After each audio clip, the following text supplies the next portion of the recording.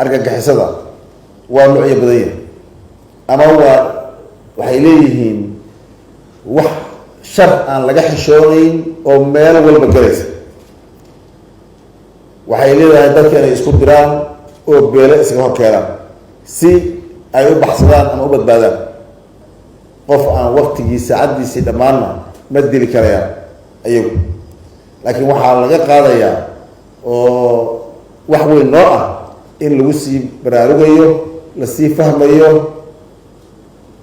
ujeedooyinkooda guracan, arxam daradooda, diin la-aantooda. aada iyo aada si gaara waxaan u ammaanaynaa howlgallada iyo shaqooyinka socda, gaar ahaan deegaanada ay howlgalladu ka socdaan. dadka degan ama deegaanadaas ku suganna sida ay ula shaqeeyeen ciidamada qaybahooda kala duwan, ayaguna isu abaabuleen, geesinimada ay la yimaadeen, ay uga hor yimaadeen argagixisada, ayagana aad baan ugu ammaanayna. mudane guddoomiye iyo mudane marweyn, waxaan isku boorinaynaa inaan ka wada qayb galno sida horeba loo qayb galay oo aan loo kala harin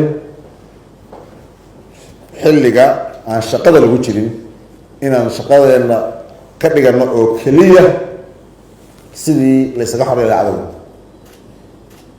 tegitaanka baarlamaanku ay tegayaan deegaan doorashooyinkoodii iyo guud ahaan deegaanada dagaalku ka socdo waxay tahay wax weyn oo bulshadiina tusinaya sida aada ula safantihiin, sida aada qayb walba uga qayb qaadanaysaan, sida aada u dhiiragelinaysaan, sida aada uga qaybsanaysaan xaalad iyo duruuf kasta ay ku sugan yihiin.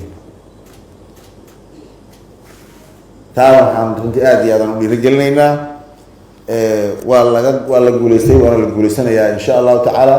waxaa iyadana rabnaa inaan ka dardaarmo inaan meel iska dhigno oo cadowga xeeladihiisa waxaa ka mid a waxaa wax magaratada, dadka aan lahayn aragtida, dadka aan si xun wax uu fahamka ah ama si xun waxusheega ah, waa hiil cadow, kuwa bulshadeena iska horkeenaya, kuwa dadkeena beenta iyo la dhex maraya. taasna waxa weeyaan waa inaan gacan isku mid ah iyo aragti mid ah aan ka yeelano, gacan isku midna saga qabano, aragti midan aan ka yeelano. culamaa udiinka inaan culimadeena sharafta badan aan ugu baaqo, waxaa la joogaa xilligoodii anaa og runti inay shaqeeyaan oo ay taagan yihiin oo ay kaalintooda ku jiraan, haddana waa dabargeliyaan leh.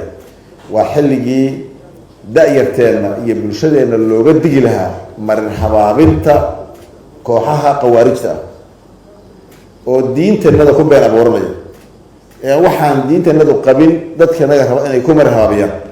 taasna waxaan rabaa inaan ihahdo kooxahaas argagixisada ah ee habowsan in ay culimmadu uga digto bulshadeenna guud ahaan, gaar ahaan da-yarteenna iyo dhallinyaradeenna.